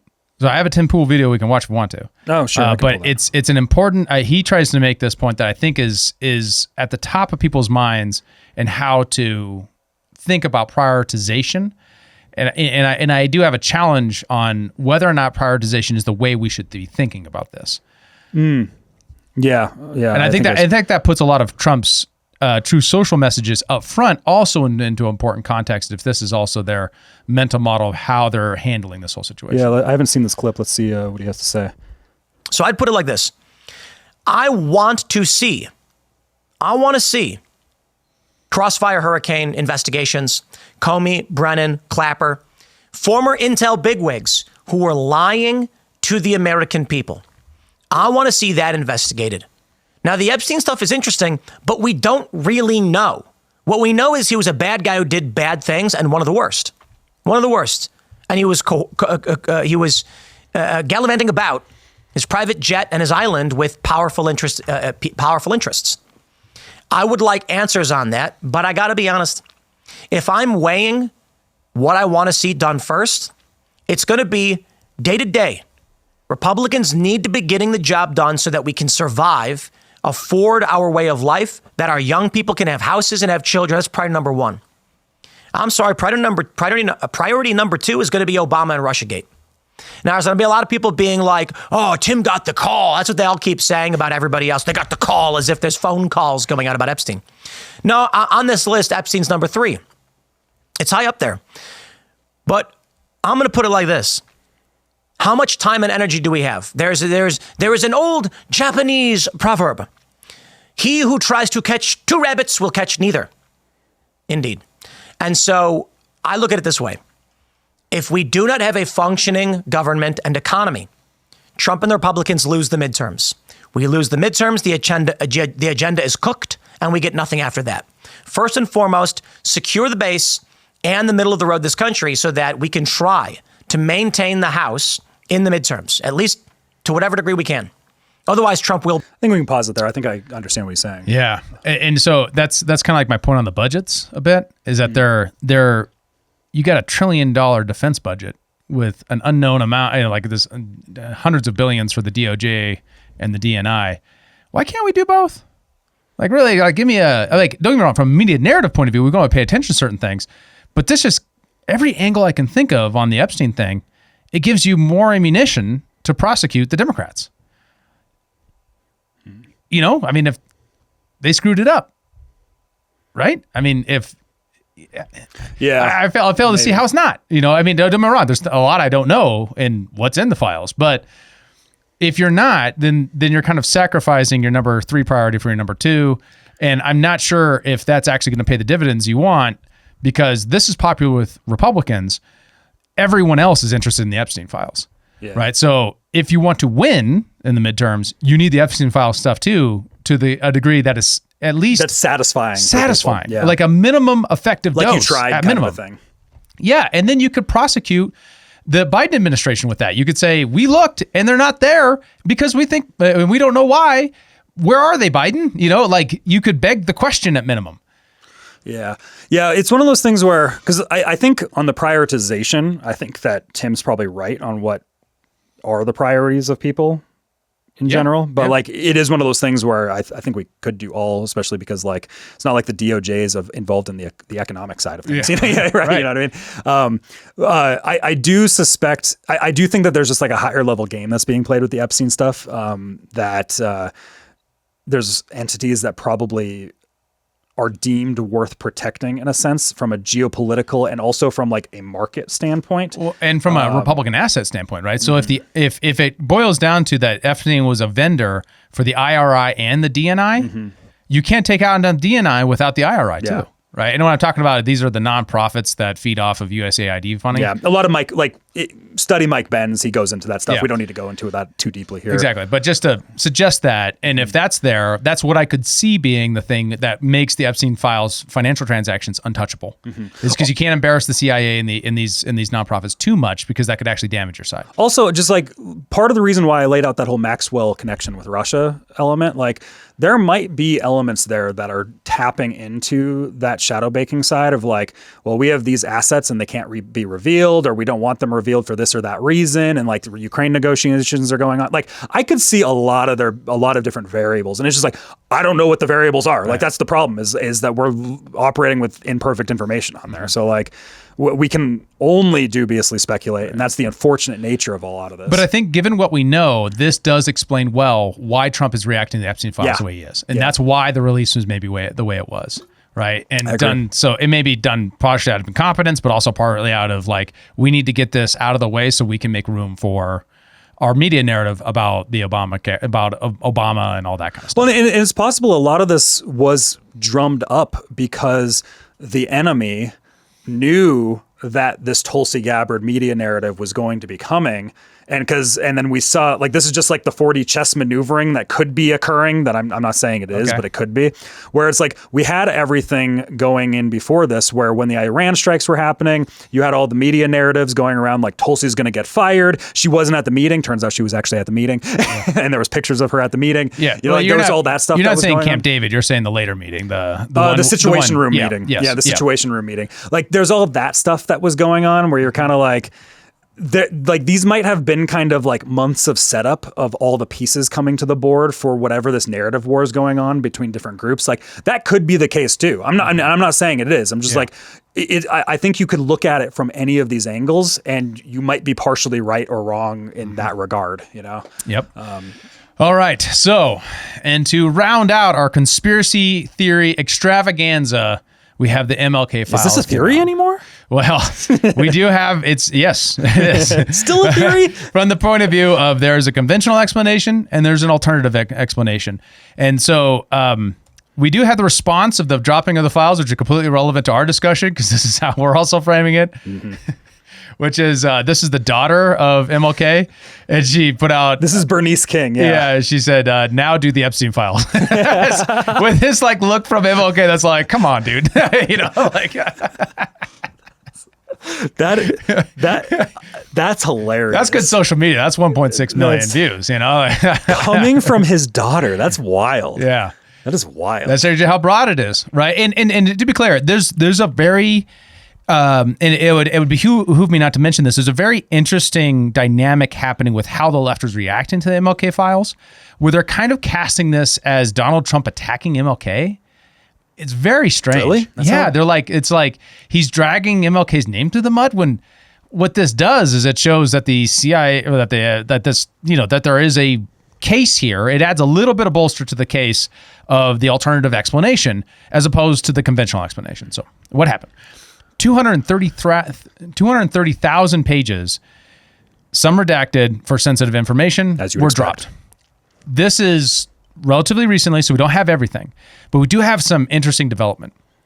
Now, I want to go through the conventional explanation, because if you're like me, you're more familiar with the JFK case than you are from the MLK case. I know that there's an alternative explanation beyond the conventional, but I wasn't even that aware of the conventional case, so I want to review that real quick. April 4th, 1968, MLK was shot on his balcony in the Lorraine Motel in Memphis, Tennessee. According to official accounts, James Earl Ray, a fugitive with a criminal history, and a long one, a substantial one, and we'll dive into his bio when we get into alternative explanations, acted alone in carrying out the assassination. Lone gunman theory. Interesting, we get a lot of those. Ray allegedly fired a single shot with a Remington rifle from a boarding house across the street from a bathtub, striking King in the jaw and the neck. He was pronounced dead at St. Joseph's Hospital shortly after. Ray fled the scene, went to Canada. Canada. Damn Canadians. Flew to London, where he was caught by Scotland Yard after an international manhunt. And it was a substantial one. And it's like, for its time, was huge. He initially confessed to the crime, but later recanted, claiming he was coerced as part of a larger conspiracy. In 1969, Ray pled guilty to avoid trial and was sentenced to 99 years in prison. The official investigation led by the FBI concluded that Ray was a lone gunman motivated by racial hatred and desire for notoriety, with no definitive evidence of a broader conspiracy. Now, that comes out, and it's a long story from there, but we do have substantial case of of everything else. So, the alternative history really comes down to a couple of the key notes. So, stop me if you got questions as we go through this. Right. Number one. We do know about the CIA and the FBI were doing some sketchy shit back then, right? And also just particularly with MLK, like trying to get him to off himself and things like that too. Yeah, and we know blackmailing him. And that's not speculation, right? This is we're leaving because we have the church committee and that's been declassified since like the 80s. Well, because of FOIA requests, actually in the 1970s, we know this, right? I mean, this is pretty soon. So COINTELPRO is an operation by the FBI to investigate and disrupt dissent in the country, dissent, anti-war movements, and then civil rights movements. COINTELPRO, they send so the King family and his supporters dispute whether or not this is a true fact, but supposedly recorded MLK in an affair was sound, and then sent him a letter and a tape saying, "This is you. Off yourself in the next 40 days or we're going to release this and ruin your reputation." We know that happened because of the church committee. There's a lot of other hostility at the time, but we know that there was surveillance, harassment, and attempts to discredit him. Next, James Earl Ray, the lone gunman, and his claims and inconsistency. So he has the plea guilty, but then recants. He says it was coerced. So he claimed he was manipulated by a figure. His theory of like why this all went down. He's manipulated a figure named Raul. Wait, who's his theory? Yeah. So this is what he says happened. Like James Earl Ray is saying. Yeah, this is what he said. He claims he was manipulated by a figure named Raul. Raul is a mysterious Cuban with blonde hair. Oh, interesting. Now, and this is going on. This is Cuba era of everything going on. There you got the Cuban Missile Crisis. All those things have happened. You have, and now this is really important to the alternative theory of JFK, where the predominant, like probably like the gold standard of alternative theories, is a collaboration between the mafia, intelligence, and Cuban exiles that were being trained. We know were being trained in the United States specifically to harass the Cuban regime in the Caribbean. Does James Earl Ray have any like mafia connections or anything like that? You get into it. Yes, there's stuff there. Interesting. So this guy Raul comes up in a couple other spots. So hold that in your mind. Okay. But he allegedly orchestrates the plot. There's also inconsistencies with the ballistic evidence, meaning they didn't investigate anything. There's witness testimonies that weren't included, and the speed of Ray's identification as the sole suspect were raised doubts. Ray himself, interesting figure, right? So he has multiple identities. All of his identities are James Bond's novel references. Nice. And he has a lot of international connections, right? Basically, he gets around doing crime all over the place, from Canada to Mexico and back again, right? He breaks out of prison. He breaks out of prison by hiding in a bread truck. Okay. No joke. Seriously, that's literally the story. This is special agent man here. He's in prison for armed robbery, and he has a couple armed robbery convictions, right? So like this guy was a career criminal. That's not disputed. He's a bad guy. But the question was he the guy, and was he part of a larger plot? And what role did he play in that plot? So somehow bread truck comes in, and he sneaks into the bread truck and gets out. Now this is the 60s, so security wasn't then what it is now. So you gotta adjust. But it's one of those things where like this is just dubious speculation. I don't know about the case very well. Yeah. But like it's one of those things where I could see, because like there's a lot of potential MK Ultra connections that exist with the JFK side, where like I could totally see get this guy out, kind of conduct this little we'll send a bread truck. You can go. MK Ultra, him, whatever, that thing. Like I could see that. Maybe I'm not. There's no. I haven't been aware of any cultural connections, but he is. Sounds like something like I could see a bunch of CIA guys being like writing that up on paper. This is going to be lit. I could see that. You know what I mean? The Neo Bros, right? It's the CIA bros. The CIA bros hanging out, plotting shit. Okay, so you have the gun running, right? Just isn't like we know that international arms sales are big, especially in this era for intelligence. Ray claims that he purchased the firearm that wound up being the gun that kills him, and was the way that they discovered that he's the lone gunman, right? That's how they get their initial suspicion and issue the awareness to everybody that this is who we're looking for. Did he purchase the gun illegally? Yeah. So he just got out of prison and then he purchased a gun, right? And this is obviously before a lot of firearms controls that would have prevented that sort of thing for an ex-con or someone who escaped prison, right? It's kind of a weird thing where you're just like, I just escaped prison, or I just escaped prison, and I'm like, I'm going to kill a civil rights leader. But they didn't have the connection of the serial number to him. And this guy just escaped prison. So that's strange. But these are also all done by paper and by hand at this point. This is not that time. But he claims that Raul is the one who convinced him to do so, because Raul was supposedly a gun runner to Mexico and Canada. And Raul was supposedly having him buy this gun so he could take it to Mexico to sell it. Guess to who? We don't know, but I would guess drug cartels. Yeah, this is organized crime mafia stuff written all over it. Typical, right? And would a guy like this know that? Right? Like, this is not known facts then, right? This is not known that the intelligence agency at this time was connected so intimately with organized crime. Not by the general public. It's not known that now, right? It definitely wasn't known then. So how did this guy know that? No, you sound like a crazy person if you say it today. Yeah, right. When you sounded like even more than, because there's more institutional trust. Like now people are like, oh, really? Checks out. You know, like that's interesting. You know, like this is an era of institutional trust. Yeah. So 1990, and really important to this is the King family, along with a lawyer / investigator, sue a guy named Lloyd Jowers in 1999. And they go into a civil trial about his participation in a plot to kill him. So Lloyd Jowers is another guy. Now, it's important to understand. So you got the residence, the supposed area that he was staying at, that he shoots King out of. Now that guy, he was there, probably, right? There's good evidence that Ray was there. But right next to that is a set of bushes and a restaurant. This guy owns that restaurant.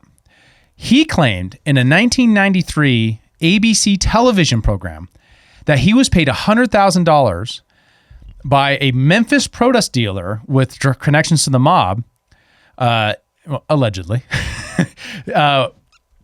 to hire somebody to kill King, implicating the local police, as that's the guy he says who he hired was a local police guy, implicating the FBI and other entities in the conspiracy. That there's a coordinated COINTELPRO operation, probably, or FBI coordination with local PD to then pull this thing off. Now, this is called Coretta Scott King and family versus Lloyd Jowers, if you want to read about it. So this is a wrongful death lawsuit, right? So it's interesting because it's a civil case, right? It's not a criminal case, so it has to be wrongful death. It can't be murder or something like that, or conspiracy of the local bar owner and unknown conspirators, alleging that Jowers was part of this broader conspiracy, right? So Jowers also claims of a figure named Raul gave him the rifle in a case. Okay. So this is the typical story is he shoots him from the bathtub, puts his bag in a case, goes outside, drops his murder weapon and a bunch of other stuff with his fingerprints all over it, and then hops into his Mustang and drives away. It goes to Canada. Seems real. Right. So a couple of things there. So he was told, so Jowers testifies in this civil case that he was told there would be a cover, a decoy. Maybe that's Ray, right? Ray is the cover or decoy person. Jowers in court claims that he hired a Memphis police officer named Earl Clark. Now, the investigator / lawyer, lead guy, and then another guy who's written some books about this, and I'll get into him in a minute.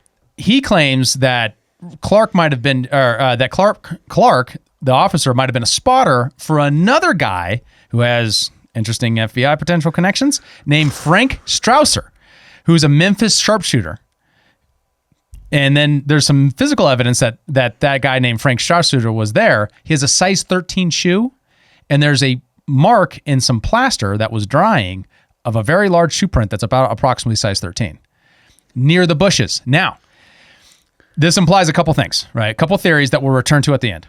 One, there was a plot, but Ray committed the crime before Jowers could hire someone, right? That would be a standard explanation to combine both the alternative Jowers testimony with the basic theory, right? The conventional narrative. Two, Ray may have involved peripherally as a courier or unwitting participant. Maybe he was the getaway driver and he just got pinned on it, right? There's kind of like a patsy element of you only know what you need to know and we're just you're the fall guy kind of thing. Yeah, like it was kind of that. Or framed entirely. Yeah. For example, the testimony from witnesses like the researcher William Pepper, who's the guy who's written a lot of the books on this and was a major testimony and brought a lot of the witnesses. They had 70 witnesses at this trial. A lot of witnesses. And he's also the King's family attorney, appointed to Ray's interaction with the mysterious figure named Raul, whom Ray claimed had manipulated him into buying the rifle in Memphis. Or, third option, it's a limited hangout. So it's providing a different explanation for the inconsistencies to stopping short of admitting Jowers hired Ray, right? So maybe he just hired Ray to do it. And that's another way to combine the theories, but this is a way to mitigate damage of a direct, cop involvement or something like that, or FBI involvement. So now, next is the witnesses and the suppressed evidence. So some witnesses report seeing figures or activities inconsistent with the lone gunman theory, such as a man nearby the bush firing, and like eyewitnesses account of that guy, and several of them. Conflicting accounts of the shooter's location, like where the gunshots were coming from.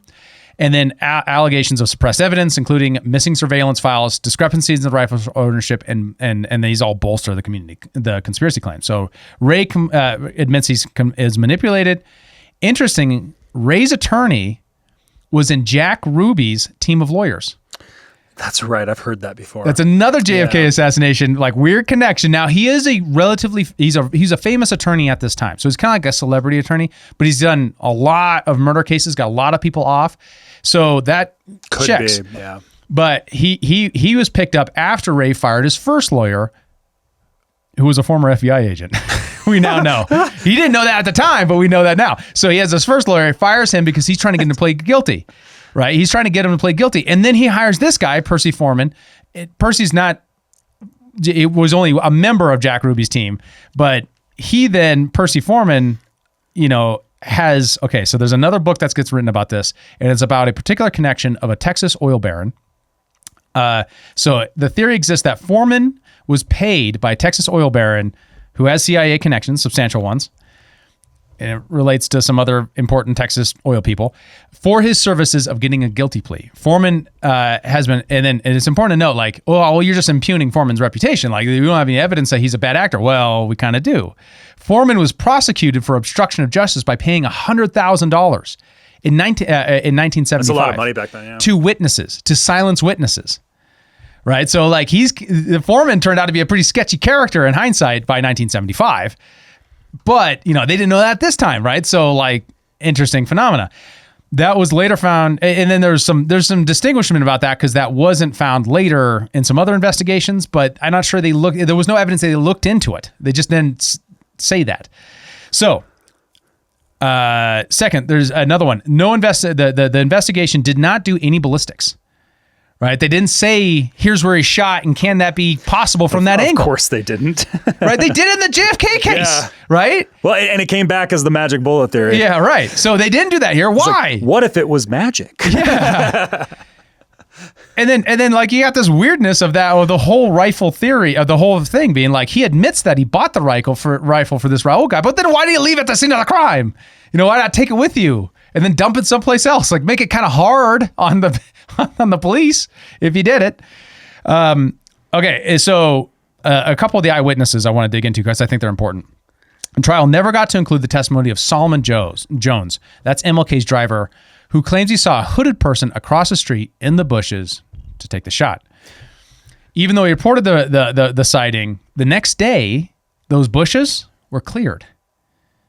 What do you mean cleared? Like they took down the bushes. Like there's just no more bushes? Yeah, they just went over and cut them all down. Now, that could be a coincidence, but when you're looking at all these things with important figures, it's hard to judge it. Like, you got to at least keep your crime scene consistent, so you could know if the bullet angle is X, not Y. Yeah. Weird, right? Weird. Yeah. So one of the things about the grassy knoll phenomena is evidence from different positions of shooting at JFK that are still available because the site has not changed that much. Really important. So there's another witness that was later brought to bear. Now, this is a controversial one because there's not a lot of there's no corroborating evidence, but a guy named Buddy Butler who says he saw shots. I know, right? That's a real name. That's such a real name. I'm sure that's a real name. He says he saw shots fired from the bushes. The shooter ran away and got into a police car. He died the next day. His body found below the Memphis, Arkansas bridge. Buddy Butler died? He dies, yeah. Wait, who is Buddy Butler? He's a random cab driver who saw it happen. Cab driver. Yeah. Okay. Later, and then much later, this is the 1980s, an FBI agent named Don Wilson, who was later revealed by researcher William F. Pepper, who wrote some books on this. And obviously, this is highly speculative because we don't have corroborating evidence of this guy. But really important, he tells William F. Pepper in the 1970s, and it isn't revealed till the 1980s. He holds on for this information for a long time, so it depends on whether or not you trust William F. Pepper on this. But this is in the 1970s, and he tells him, upon inspecting the vehicle matching the getaway car, and the getaway cars are very specific. It's a white Ford Mustang. So how did a former criminal afford a white Ford Mustang? He's like washing dishes for a living. Like, I know things were cheaper back then, but come on. Like that was a more expensive car back then, right? You know what I mean? Anyways, so he's inspecting for white Ford Mustangs. He finds one with Georgia plates. This FBI agent finds a torn out piece of telephone directory. On it is written the name Raul with the initial J and a phone number linked to a Las Vegas nightclub. Guess who owns the nightclub? Who? Jack Ruby. Yep. No way. Now, this could be William F. Pepper working backwards from information that was released about the FK from the files after the church committee. That said, he claims that he was told this by the FBI agent before the church committee. So they wouldn't know about Ruby and these things to this degree. Oh, man. Also note, we know Jack Ruby was an FBI informant due to a 1970s FOIA disclosure. Yeah. So, like... And mafia ties, too. There's a lot there. And the mafia ties. And then, he's a nightclub guy. Our listeners know that the intelligence agencies work closely with at least in this era, but we suspect, of course, today. And for many reasons, but we don't know. But we know in this area that they were working closely with organized crime. Well, because organized crime tends to have access, contacts, ears to the ground on everything. They know where all the proper channels are for illicit activities of moving this product to another product. Like all the things that are needed for a intelligence operation to run and to be able to operate discreetly, foreign and domestically. Like organized crime has those. So that's why there's always such a key linkage between the two entities. Right. So if you are like the Ben Shapiro kind of like way of approaching thinking about this stuff, and you're like, well, unless the government admits that they are violating the law, we don't know, and we just shouldn't really think or talk about it. I don't take that point of view, but even you guys should recognize the House Select Committee on Assassination found a likelihood that the king's assassination to be a government plot. Now, it wasn't saying it was likely, like there's a likelihood there. Mm-hmm. The reason why they couldn't get far enough to do conclusive evidence, of course, but they, especially if you're using organized crime and people are dying and all that kind of stuff, you can't actually get there for sure. And this is a government KYC, right? So that's the alternative explanation, right? You got, number one, there was a plot, but Ray committed the crime before Jowers could hire the killer. Two, Ray was involved peripherally, but was framed entirely. And then, and then you got this Raul figure as the key of that whole thing, coordinating all this thing together and then executing. And then third, limited hangout, and this is an effort to to limit the total impact. Just that Jack Ruby has such a strong touch point in this is so wild. Yeah. Especially because he has such strong like Jewish mafia connections, and also it is the South, so you have like the Dixie mob too. So it's just kind of this. Yeah, it seems very. Like it feels just very likely to me that would be the case, is that you would have these organized crimes and you would have some sort of a cleanup job on figures like him at that time, especially because we know that he was being blackmailed. Like the blackmail stuff is known. Right. That's the thing. Like, and that's declassified. Mm-hmm. And it's been known for a long time. Yeah. Now, decades.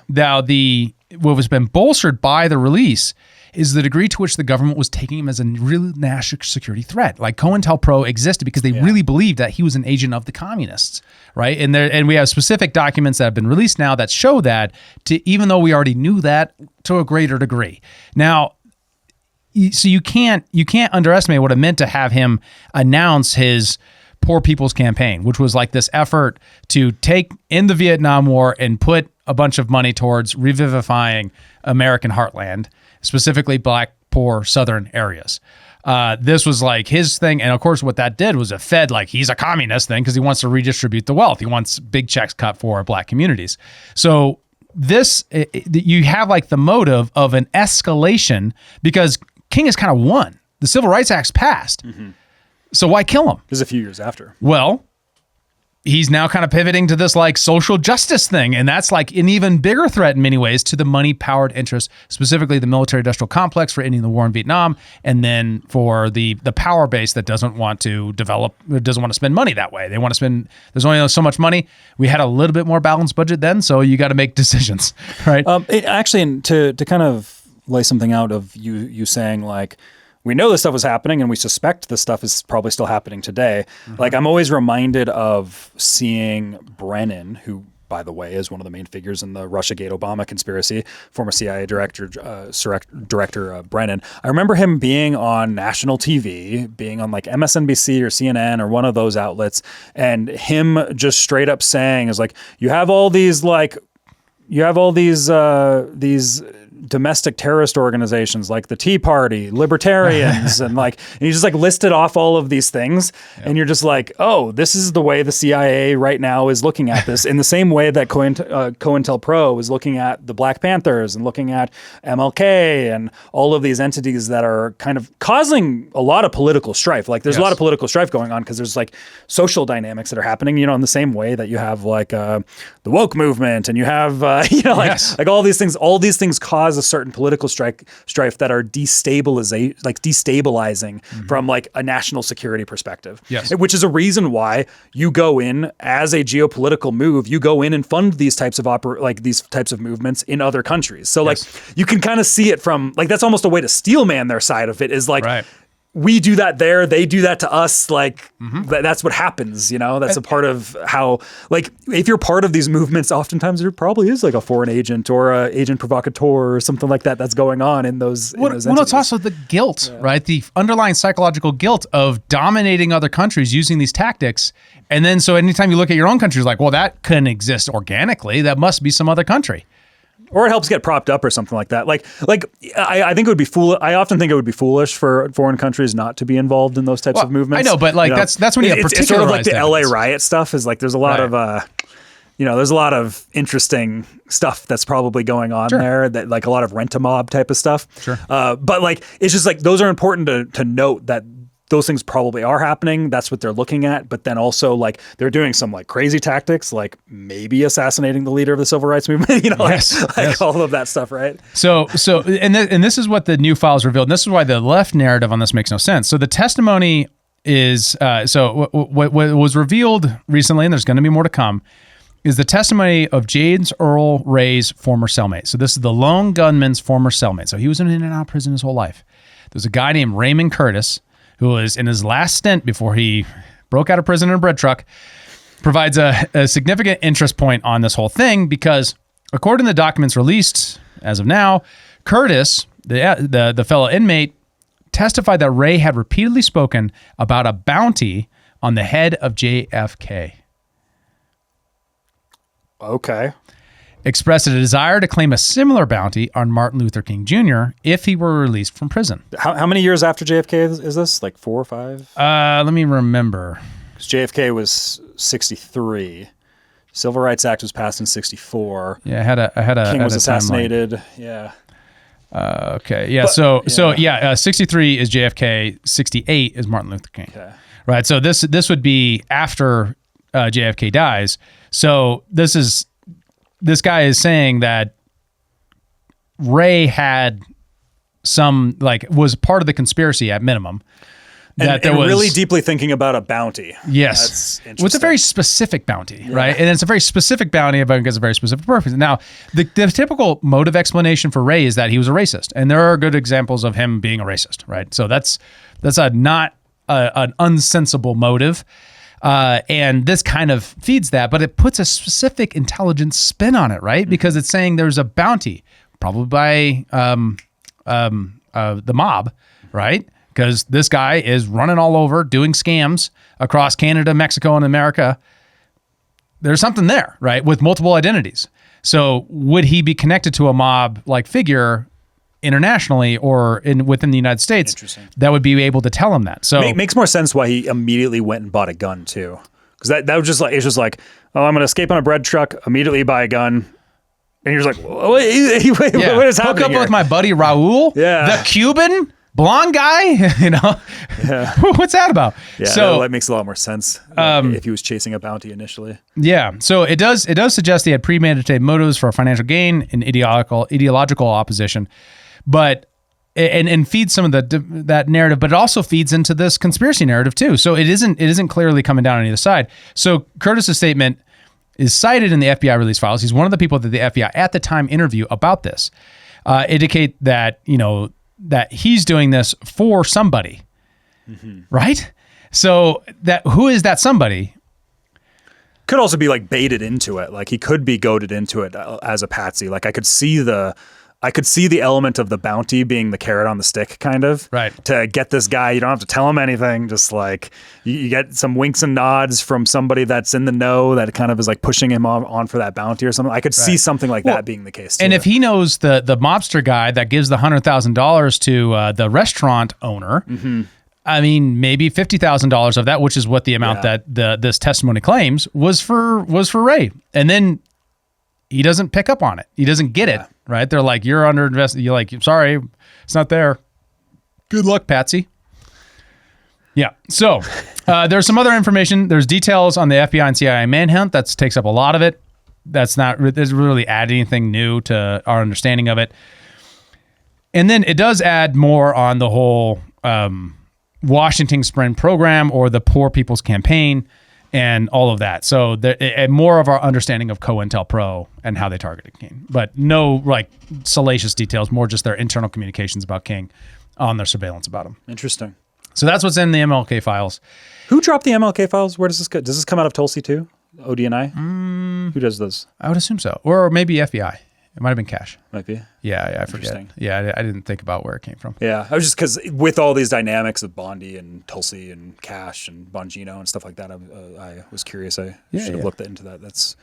I'm curious who did what. I think it was FBI now that I'm thinking about it. And the court politics there might be an interesting narrative to think about. Yeah. That's the MLK files as they currently stand. I hope that provided some new information for you to wrap your mind around this. And like the King family themselves are of course split on this because, I can understand that. And there's a lot of the narrative that the left wants to talk about is how they relate to it. Well, think of RFK's family. Think about the Kennedys. They're the same type of way. It's like very split and divided on this stuff. Right. I mean, some of them are saying, hey, this is really important. We want as much information disclosure we can so we can understand if the government killed an American citizen, using mob connections. That's really important for our understanding of what the CIA is now. Because remember, these agencies, FBI, CIA, NSA, all these things, they weren't understood until the Church Committee investigating them that revealed a lot of the information we have now. And then the creation of FOIA and FISA and things like that. But beyond those reforms and some stuff that happened in the Carter administration, they're not really that different. They just operate through more channels. So what this leads me to say is that if we don't find ourselves in the next 5 years talking about intelligence community reform, we haven't done the work. We have to raise the intelligence of the average American to understand that the deep state, what we mean by that is an unaccountable bureaucracy of intelligence agencies that can operate without the law touching them. It's actually kind of similar on that. I've been listening to a lot of Mike Benz lately on a lot of this stuff because he's such like a good intelligence understander. And he was saying a lot of like, he doesn't believe that a lot of people in the Trump administration in the channels of Bondi and those types, that a lot of them really even have the language to know what to look for in a lot of this stuff. So he's been putting forward a bunch of this stuff right now of like, here's the way right-wing people should be able to talk about, understand all of these different things that are coming out, whether it be the Russiagate stuff, the Epstein stuff, the MLK stuff. Like he's been trying to put all this stuff together and for like, here, White House, here are the things so that you know what to look for, like the proper channels to go down that road, like how it would satisfy people to know that you've done the work. You need to do like these steps. He's been doing a lot of that work right now. And if you take this stuff as a black pill and you're like, well, this stuff, despite Trump promising to release the Epstein Files and promising to do these things to give us what we've asked for decades. And you look at this like, well, he didn't release Epstein Files, giant black pill. I get that. But also know that he responded to the backlash to failing to do that satisfactorily. That means the higher IQ the average American has of these things, the better we're able to advocate for a change in direction. Trump's proven he's responsive. So keep it up. Don't stop. Keep going. And we can get these things and then hopefully create the demand for intelligence agency reform. Mm-hmm. Well, and just remember, like we always say, everything's cartels. All the way down. All the way down. Like the intelligence agencies are just like a bunch of factions of different cartels operating, and they're working with organized crime, which are also cartels. And all these things are like pretty connected to each other. And it's like a whole shadowy world. Oftentimes things aren't as they seem. And 100%. We're working with a lot of imperfect information here on understanding that stuff. So if you got questions about what we covered today, drop them below. We'll do our best to answer them. And if you put a riot in the comments, get a riot going on in there.